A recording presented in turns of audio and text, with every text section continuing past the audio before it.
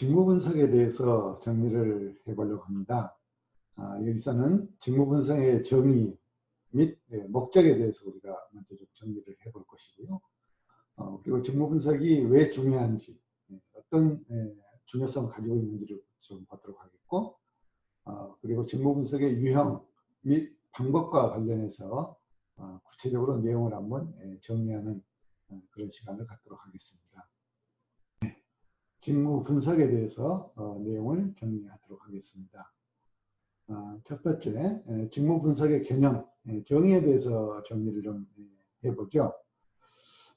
조직에서 일하는 사람들은 각자 맡은 일을 가지고 있습니다.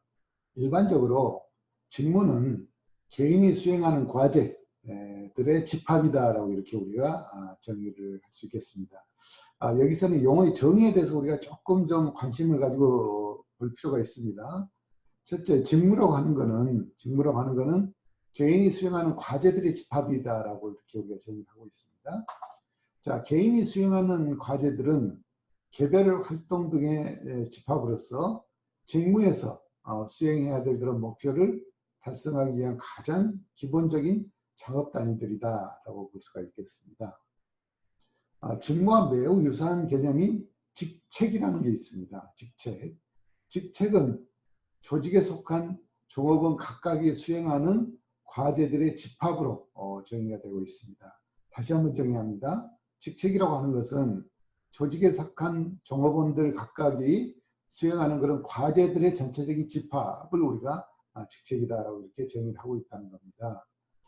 그렇기 때문에 조직에는 종업원들의 수만큼 많은 직책의 수가 존재할 수가 있죠. 그리고 종업원 각각이 매우 유사한 그런 과제들을 수행하는 경우에는 조직 내에 많은 직책들이 서로 유사한 직책으로 만들어지게 되고, 이런 유사한 직책들을 통합해서 묶은 게 바로 직무라고 이렇게 우리가 부를 수가 있겠습니다. 지금 여기서 우리가 다루고자 하는 것이 바로 직무 분석이 되겠습니다. 그래서 직무라고 하는 것은 조직 내 많은 유사 직책들을 한꺼번에 묶어놓은 것들을 우리가 직무, 잡이다라고 이렇게 얘기를 한다는 것이죠. 예를 들어서 조직 내 10명의 종업원들이 맡고 있는 일이 서로 다르다면은 직책과 직무는 동일한 개념이 되어서 10개의 직책 또는 10개의 직무로 이렇게 우리가 구분을 시킬 수가 있을 것입니다. 그러나 10명의 종업원들이 하는 일이 매우 유사하다면 10개의 직책이 존재하더라도 이러한 직책들을 묶어가지고 한 개의 직무로 만들 수가 있다고 하는 것이죠. 이해되시죠? 그래서 우리가 직책과 직무에 대해서 구분을 할 수 있어야 된다는 것입니다.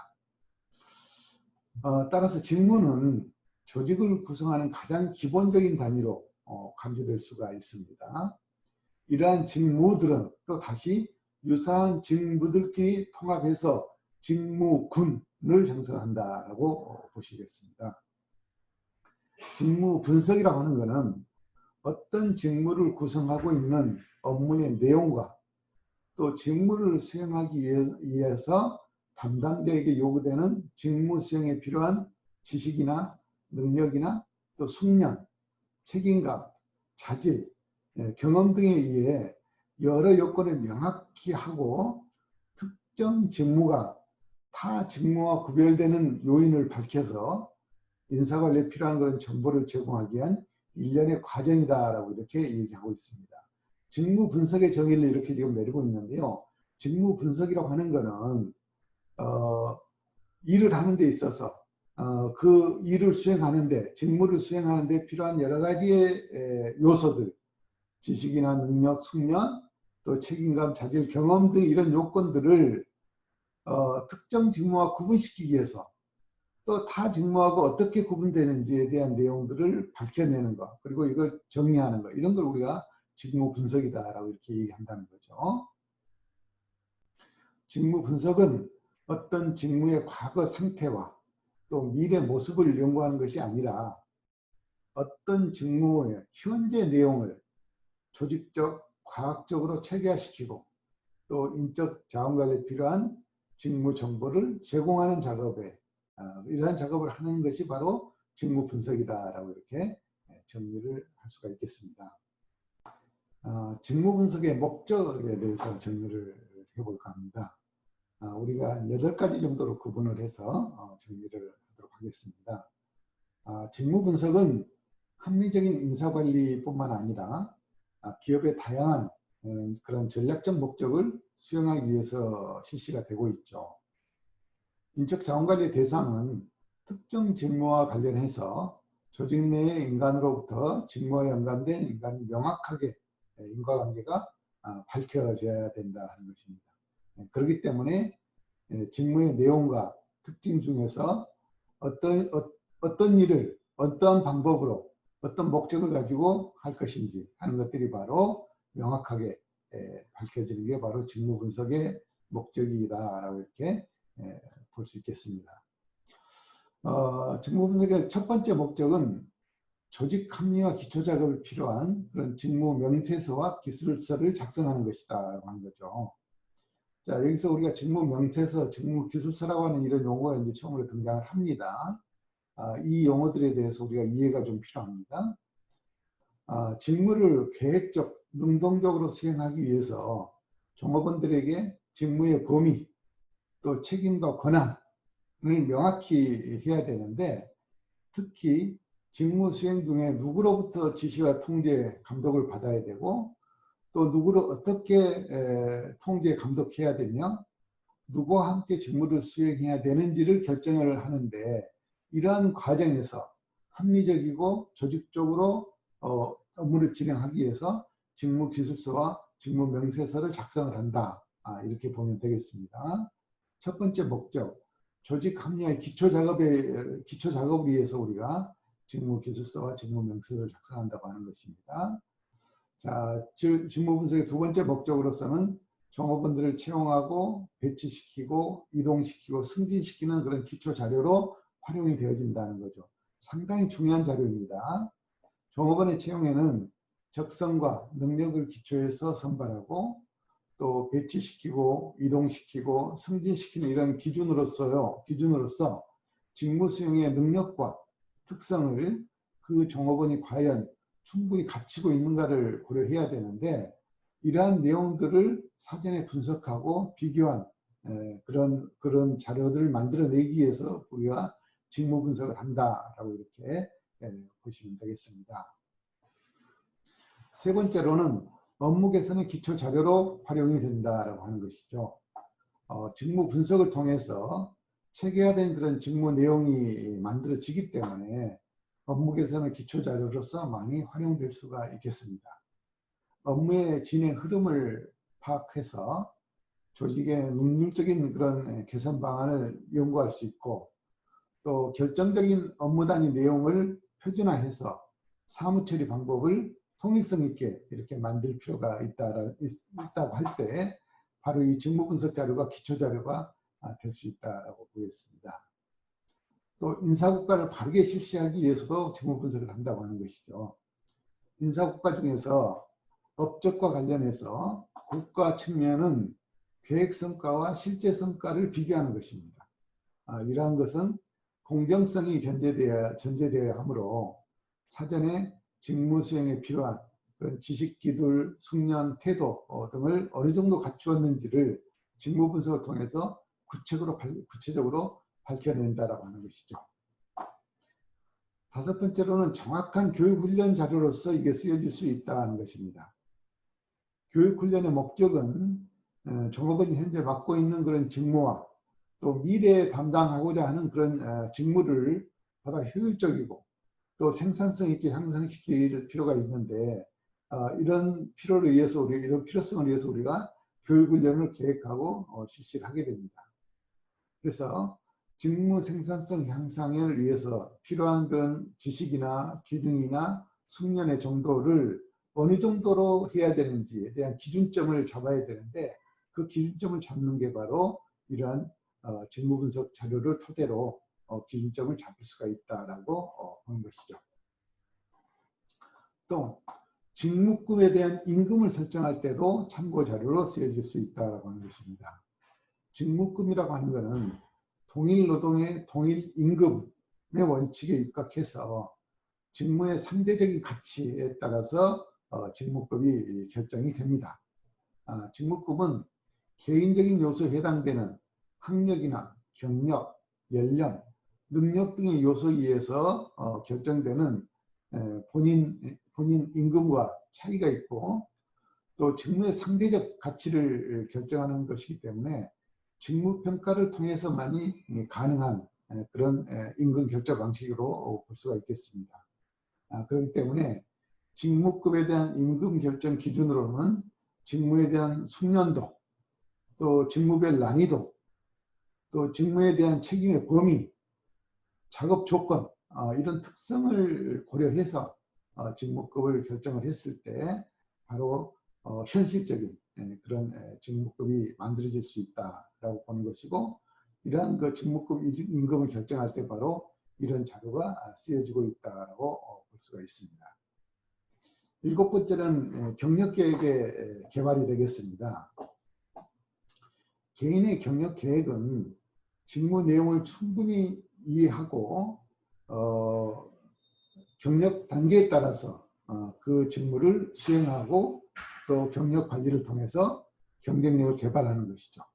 그렇기 때문에 현재의 경력 관리는 미래의 직위를 대비하기 위한 그런 경력의 개발 과정으로 봐야 되겠고, 이때 새로운 직무에 대한 정보를 제공해주는 역할을 바로 이 직무분석 자료가 해줄 수 있다라고 볼 수가 있겠습니다. 직무분석 목적의 마지막으로 안전관리 규정을 설정하는 데 있어서도 이 자료가 쓰여지고 있다는 것입니다. 직무에 대한 안전은 적절한 설비의 배치, 또 기준의 표시, 또 준수사항, 작업장 시설 등에 대한 안전관리 규정 같은 것들을 만들게 되는데, 이때 직무분석을 통해서 어떤 내용으로 내용을 구성을 해야 되는지, 그리고 안전설비 기준을 어느 정도로 마련해야 되는지에 대한 그런 기준점들을 바로 이 직무분석 기초자를 통해서 만들 수 있다라고 볼 수 있겠습니다. 직무분석의 중요성에 대해서 정리를 해보죠. 지식정보 사회에서 기존의 인사관리 관행은 변화를 요구받으면서 기존의 연공서열 제도에 대한 붕괴 현상은 새로운 방향을 제시를 하였습니다. 여기서 새로운 방향이라고 하는 것은 종래 연공 중심의 관리 체계에서 직무 중심의 관리 체계로, 또 이익 중심으로 전환하는 것을 의미한다라고 이렇게 보면 되겠습니다. 이러한 직무 중심과 또 이익 중심의 체계 구축은 곧 직무 분석으로 가능할 수밖에 없고, 또 이러한 의미에서 직무 분석은 중요성을 가지게 될 수밖에 없다는 것이죠. 테일러는 시간 및 동작 연구를 통해서 과학적 관리법을 체계화하고 또 이를 직무 분석에 도입을 하였습니다. 이러한 결과로 방임적 임금 체계 등을 개선하여서 임금 제도를 확립을 시킬 수가 있게 되었던 것이죠. 가업관리, 또 과학적 선발과 배치, 교육 훈련, 차별적 성과급 제도, 또 노사 간의 조화 등 합리성과 이성에 입각한 그런 논리에 따라서 작업 방법을 과학화시키고 체계화시키고 또 공정성이 담보된 그러한 임금 제도를 확립하는데 이러한 직무 분석이 크게 기여를 하였다라고 볼 수가 있겠습니다. 기업의 경영 방식이 과학화되고 체계화되고 공식화되면서 산업심리학, 또 산업공학이 생산 현장의 작업 환경, 또 근로자들의 심리 상태, 인간공학적 구조 등에 매우 높은 그런 관심을 가지게 되었다고 하면은 조직을 보다 효율적이고 합리적으로 이렇게 이끌어 나갈 수 있게 하는 것은 바로 이 직무 분석을 통해서 가능할 수 있었고, 이러한 직무 분석을 굉장히 중요하게 여기는 그런 계기가 만들어졌다라고 이렇게 볼 수가 있겠습니다. 직무 분석의 유형을 좀 분석해 볼까요? 직무를 분석을 할 때 초점을 어디에 두느냐에 따라서 두 가지 유형으로 우리가 구분을 해볼 수가 있는데, 과제 중심 직무 분석, 또 작업자 중심 직무 분석, 이렇게 우리가 나눠볼 수가 있을 것 같습니다. 또 직무 분석의 목적에 따라서 과제 중심으로 직무 분석을 할 것인지 아니면은 작업자 중심으로 직무 분석을 할 것인지 하는 것도 우리가 결정을 할 수가 있겠죠. 자, 그렇다 그러면은 과제 중심 직무 분석과 또 작업자 중심 직무 분석에 대해서 내용을 좀 정리를 해보죠. 과제 중심 직무 분석이라고 하는 것은 직무에서 수행하는 과제나 활동이 어떤 것들인지를 파악하는 데 초점을 둔다라고 보면 되겠습니다. 과제 중심 직무 분석에 의해서 직무에서 수행되는 모든 과제를 세부적으로 나열해 보면은 어떤 직무에서는 열거되는 과제 수가 몇 개가 될 수 있는지를 우리가 구분해 볼 수가 있겠죠. 일반적으로 과제들은 검사한다, 수리한다, 뭐 또 만든다, 개수를 센다 등과 같이 동사의 형태로 표현이 됩니다. 이러한 분석을 때로는 과제 분석이라고 부르는데, 과제 중심 직무 분석으로부터 얻어진 결과는 직무 기술서를 작성하는 데 중요한 그런 정보로 제공이 되어질 수 있다고 보겠습니다.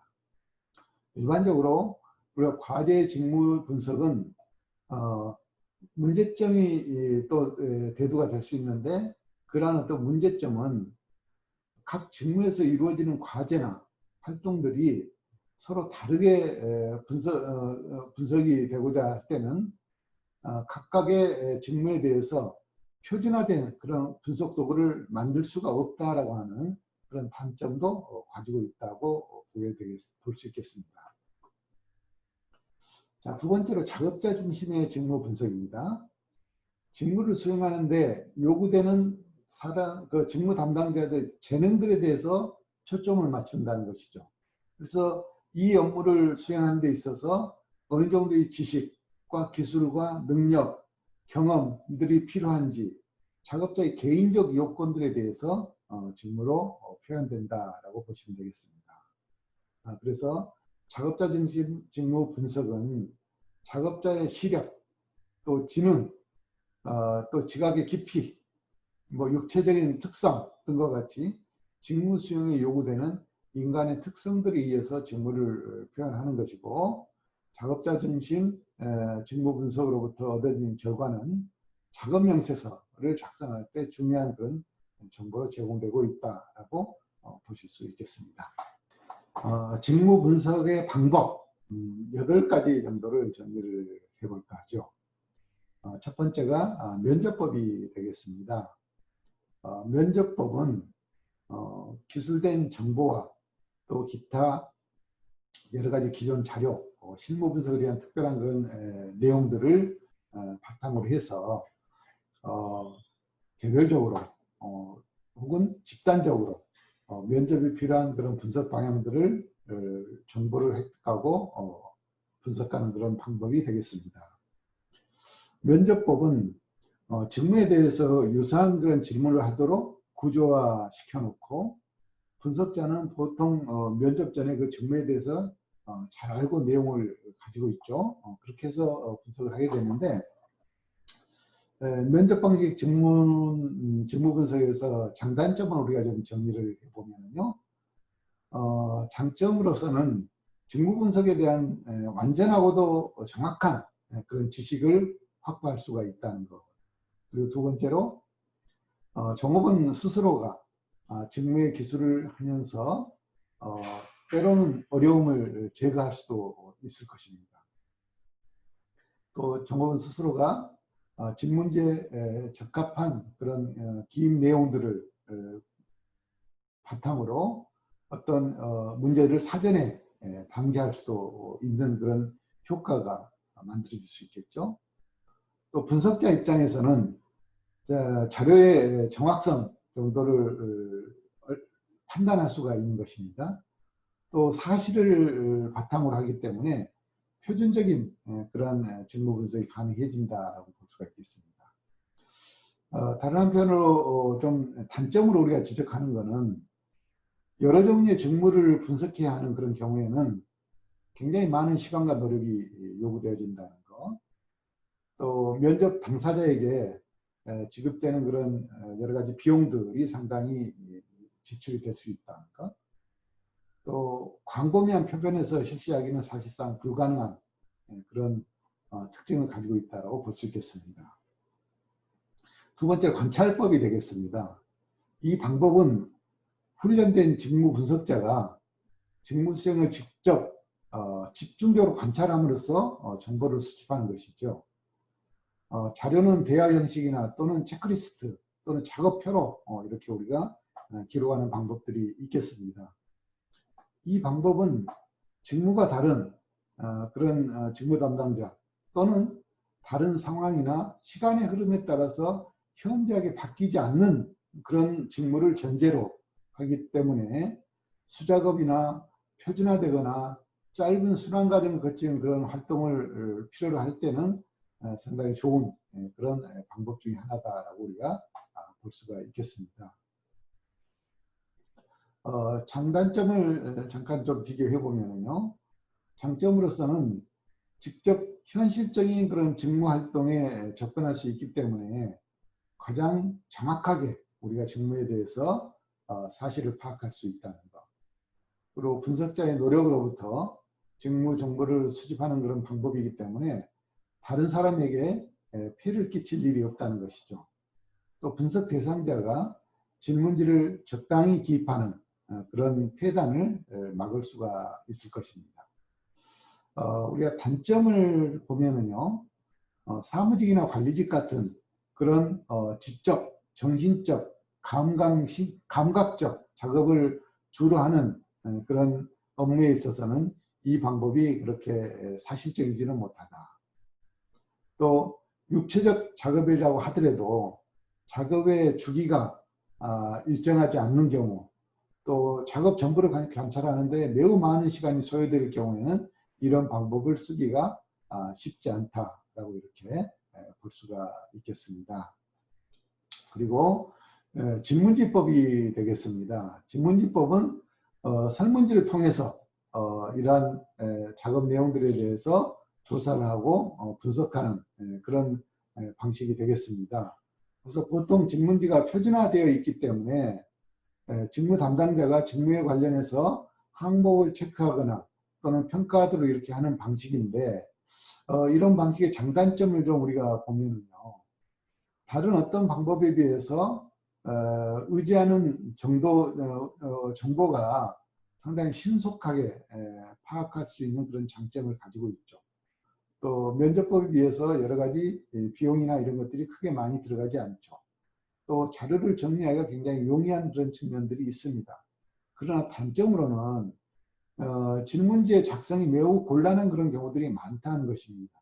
또 질문지를 작성할 때 구체적으로 이러한 업무들에 대해서 정확히 파악하기는 쉽지 않다. 그래서 완전한 그런 사실을 정확히 얻는 것 자체가 한계가 있다라고 이렇게 우리가 정리를 해볼 수가 있겠습니다. 체험법에 대해서 설명을 드리도록 하겠습니다. 직무 분석자 자신이 직접 활동을 수행하면서 그 체험에 의해서 직무에 대한 지식을 얻는 방법이 되겠습니다. 그렇기 때문에 장점으로는 사실을 실제로 체험함으로 인해서 생생한 그런 정보를 얻을 수 있다는 것. 그리고 몇 개의 직무를 비교하는 경우에는 각 직무의 상세한 차이를 정확히 알 수 있다는 게 아주 좋은 점이라고 볼 수 있습니다. 단점으로는 분석자 자신이 직접 체험을 통해서 얻는 그런 정보이기 때문에 항상 정확하다고 할 수는 없다는 것이죠. 또 종업원이 직무활동을 행하는 경우에 따라서는 여러 가지 상황 정도에 따라서 여러 가지 사실들이 달라질 수 있다고 하는 그런 단점도 있을 수 있겠습니다. 또 모든 직무활동을 직무 분석자 자신이 직접 모든 것을 다 체험한다고 하는 게 사실상 불가능한 일이기 때문에 체험법을 일반화시키는 데 있어서는 어려움이 있는 그런 방법 중에 하나다라고 볼 수가 있겠습니다. 이어서 실험법이 되겠습니다. 이 방법은 임상적 방법이라고도 우리가 얘기를 하는데 주로 특별한 측정이나 또는 연구, 평경, 테스트 등을 행하는 그런 방법이 바로 실험법이다라고 볼 수 있겠습니다. 예를 들면은 직무 활동의 시간적인 면을 파악하기 위해서 시간 연구를 행한다든지 또는 작업 절차를 자세히 알기 위해서 방법 연구를 한다든지 또 환경 조건 등 여러 가지 기온이나 소음, 조명과 같은 것을 연구한다든지 이렇게 직접적으로 어떤 특수 사항에 대해서 우리가 분석이 필요할 때는 이런 방법이 좋은 방법이 될 수 있을 것입니다. 실험법의 장점으로는 직무의 세밀한 점을 자상하게 또 정확하게 밝힐 수 있다는 것이고 수집한 사실과 자료는 객관성이 매우 높은 그런 정확성을 가지고 있는 자료다라고 볼 수가 있겠습니다. 단점으로는 다른 방법에 비해서 굉장히 많은 시간과 비용이 소요된다는 부분이 있고요. 또 절차가 번거롭고 또 그걸 실시하는 데 있어서 전략적인 그런 기술이 필요한 그런 부분들이 있을 수 있다고 보겠습니다. 작업 기록법이 되겠습니다.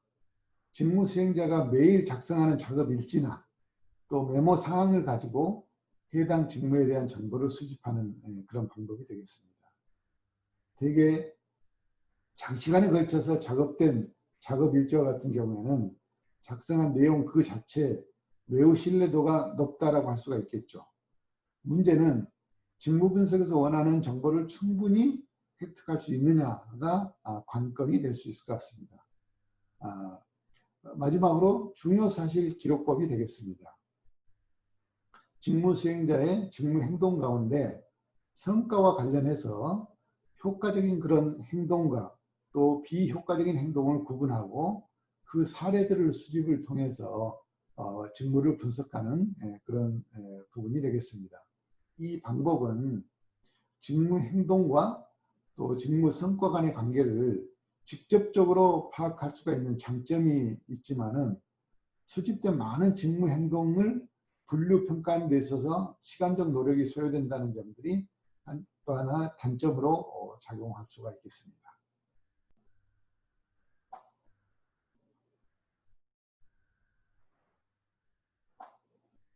직무 분석에 대해서 핵심 내용들을 다시 한번 요약 정리를 하도록 하겠습니다.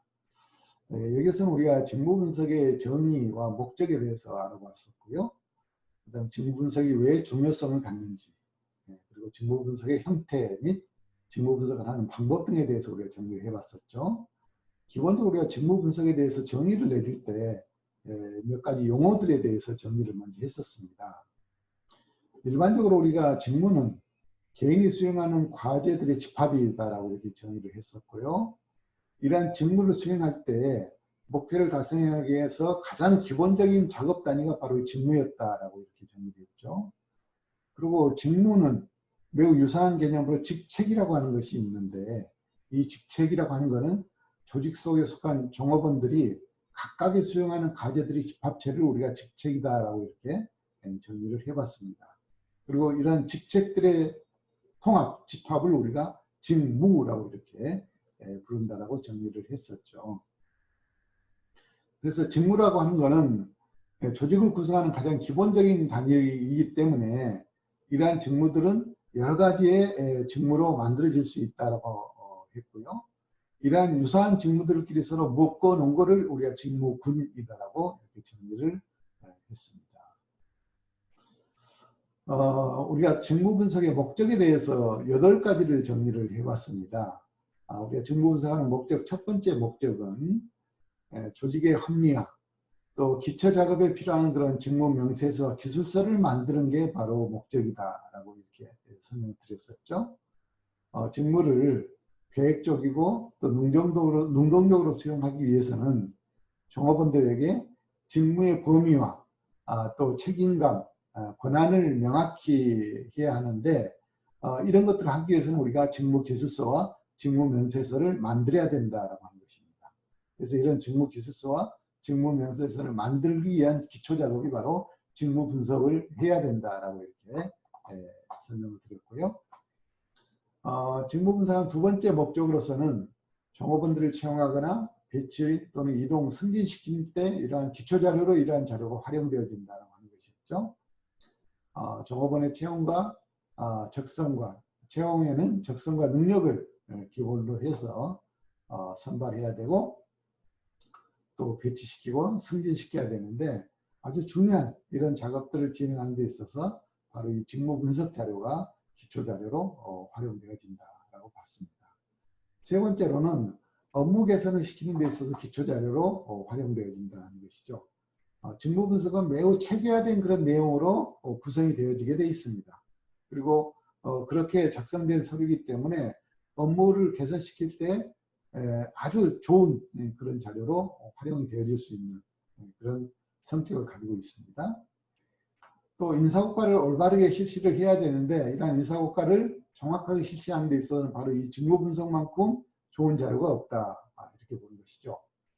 인사고과 중에서 업적과 또 관련한 이런 그 성과 창출, 고가 측면에서는 계획과 실적이 매우 중요하죠. 서로 비교하는 게. 이러한 것들은 공정성이 전제가 돼야 되기 때문에 이런 공정성, 신뢰성을 바탕으로 계획과 실적 비교를 하려고 하면 이 직무 분석 자료만큼 좋은 자료가 없다. 이렇게 볼 수 있겠습니다. 또 직무 분석 자료는 정확한 교육 훈련 기준을 만드는 데 있어서 중요한 자료가 될 수 있습니다.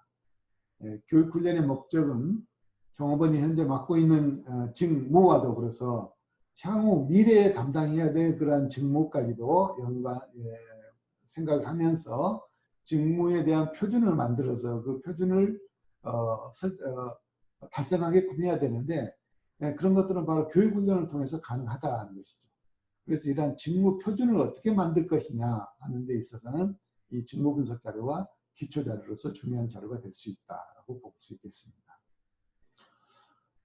여섯 번째로는 직무급에 대한 급여, 임금 결정을 하는 것이죠. 직무급이라고 하는 것은 동일 노동의 동일 임금이라고 하는 원칙에 입각해서 직무의 상대적인 가치를 가지고 급여를 결정하는 것입니다.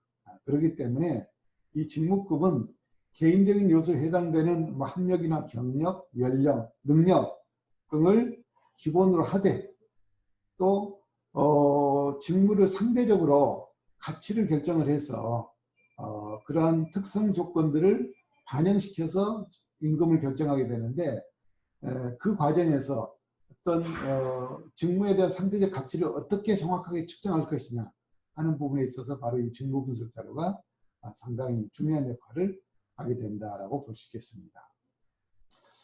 일곱 번째로는 경력 계획과 개발이 되겠죠. 개인의 경력 계획은 직무 내용을 충분히 이해하고 경력 단계에 따라서 그 직무를 수행하고 또 경력 관리를 통해서 경쟁력을 개발해 나가는 것이 기본 순서입니다. 그런데 이러한 과정들을 개발을 할 때 새로운 직무에 대한 그런 정보를 제공을 해야 되는데 그런 새로운 직무에 대한 정보 제공 자료로서 이 직무 분석이 굉장히 중요한 또 충분히 이런 역할을 할 수 있는 그런 자료다라고 판단하는 것입니다. 직무 분석 목적의 여덟 번째로 안전관리 규정을 설정하는 것입니다. 직무에 대해서 안전은 필수적인 것이죠.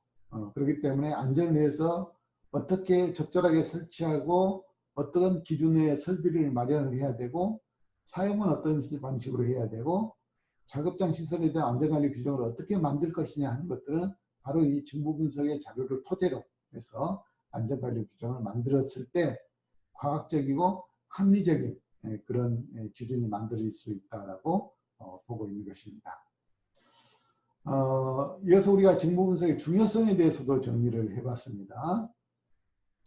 직무 분석은 굉장히 이 지식정보화 사회에서는 지금 인사관리 관행 자체가 많이 바뀌었다는 것이죠.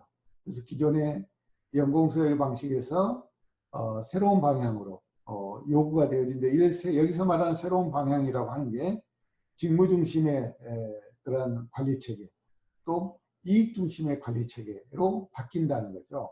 이러한 직무 중심과 이익 중심의 관리 체계로 만들어가는 과정에 있어서 직무 분석이 아주 중요한 역할을 하고 필수적인 그런 자료가 될 수밖에 없다. 그런 관점에서 이 직무 분석 자료는 매우 중요하게 사용되어질 수 있다라고 이렇게 보았습니다. 우리가 직무 분석을 유형별로 분류를 해봤습니다. 그래서 과제 중심의 직무 분석과 작업자 중심의 직무 분석으로 이렇게 구분을 했었죠. 과제 중심의 직무 분석은 직무에서 수행하는 과제나 또 활동이 어떤 것들인지를 파악하는 데 초점이 맞춰져 있었다고 보는 겁니다. 그러나 그렇지만은 작업자 중심의 직무 분석에 있어서는 직무를 수행하는 데 요구되는 개인적인 능력에 초점이 맞춰져 있다고 하는 거죠. 그래서 그 개인이 어떤 지식과 어떤 기술과 능력 및 경험을 가지고 있느냐가 매우 중요한 그런 직무 지표가 된다는 것입니다. 그래서 과제 중심의 직무 분석과 작업자 중심의 직무 분석은 근본적으로 차이가 있다라고 이렇게 우리가 정리를 해봤습니다. 우리가 직무 분석 마지막으로 직무 분석 어떻게 하느냐 방법적인 부분들을 정리를 해봤습니다. 크게 8가지로 구분을 해봤죠. 각각의 장단점들만 좀 알아보도록 하겠습니다. 면접법은 우리가 가장 좋은 장점으로는 직무에 관해서 완전하고도 정확한 그런 지식을 확보할 수 있었다라고 하는 것이 가장 큰 특징이었습니다. 반면에 단점으로서는 굉장히 시간과 노력이 많이 들어간다. 그렇기 때문에 일반화시키기는 어려운 그런 측면이 있다는 게 바로 면접법이었습니다. 관찰법은 직접 분석자가 업무의 모든 과정들을 직접 옆에서 자세하게 관찰하면서 기록 관리하는 그런 방법이었죠. 장점으로서는 직접 현실적인 그런 과제 활동을 접근해서 분석하기 때문에 굉장히 정확하게 직무에 대해서 사실을 파악할 수 있는 그런 장점을 가지고 있었습니다. 단점으로는 이런 사무직 같은 정신노동을 하는 그런 분야에 있어서는 이 방법이 그렇게 바람직한 방법은 아니다라고 이렇게 우리가 봤죠. 네, 그 다음에 진문지법이 되겠습니다. 일반적으로 표준화되는 진문지를 통해서 우리가 항목을 체크하고 평가를 하는 방법인데 장점으로는 어떠한 방법에 의해서도 파악하기 어려운 것들을 신속하고 또 피부에 와 닿을 만한 그런 사실로 우리가 수집할 수 있는 그런 장점이 있다. 단점으로서는 질문자가 어떻게 표현하느냐에 따라서 내용이 많이 달라질 수 있는 그런 부분들이 있죠. 또 완전한 사실을 얻는다는 것은 거의 불가능하다라고 이렇게 보았습니다. 체험법 같은 경우에는 직무 분석자 자신이 직무 활동에 직접 참여해서 체험을 하면서 조사를 하는 그런 방법이었죠. 그렇기 때문에 장점으로는 사실을 실제로 정확하게 체험을 통해서 얻는 거라 생생한 그런 정보를 얻을 수 있는 장점이 있다라고 보고 단점으로서는 모든 부분에 있어서 자신이 직접 참여를 해야 되기 때문에 정보를 얻는 데 있어서도 노력이 많이 들어가고 또 그 정보가 정확하냐 하는 거에 있어서는 객관화를 시키는 데 있어서 좀 어려움이 있을 수 있다라고 보고 있는 것입니다. 실험 실습법 같은 경우에는 어떤 특별한 내용들에 대해서 측정을 하거나 연구를 하거나 테스트를 할 때 하는 그런 방법이다. 장점으로서는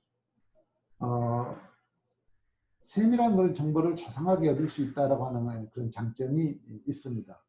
또 수집한 사실과 재료는 객관성이 굉장히 높은 그런 신뢰할 만한 자료다라고 우리가 생각할 수 있습니다. 단점으로서는 시간과 비용이 많이 들어간다는 거고 또 이런 방법을 쓰기 위해서는 전문적인 어떤 기술이 필요한 그런 경우들이 있다라고 이렇게 봤죠. 작업 기록법 같은 경우에는 오랜 기간에 걸쳐서 작성한 작업 일지나 메모 사항들을 가지고 분석을 해서 정보를 수집하는 그런 방법이다라고 봤습니다. 그래서 신뢰도는 상당히 높다라고 이렇게 볼 수가 있죠. 그리고 중요사실 기록법, 직무 수행의 직무 행동과 관련해서 효율적인 것과 비효율적인 것들을 구분을 하고 각각 구분 항목에 맞게끔 우리가 이렇게 작성하는 그런 방법이 되겠습니다. 그래서 이 방법은 직무 행동과 직무 성과 간의 관계를 직접적으로 파악할 수는 있습니다. 그러나 수집된 많은 그런 직무 행동들을 분류평가하는데 굉장히 시간과 노력이 많이 들어가고 또 여기에서 얻은 정보가 해당 직무에 대해서 대표성을 갖느냐 하는 데 있어서는 한계가 있는 그런 방법이다라고 이렇게 우리가 정리를 해보았습니다.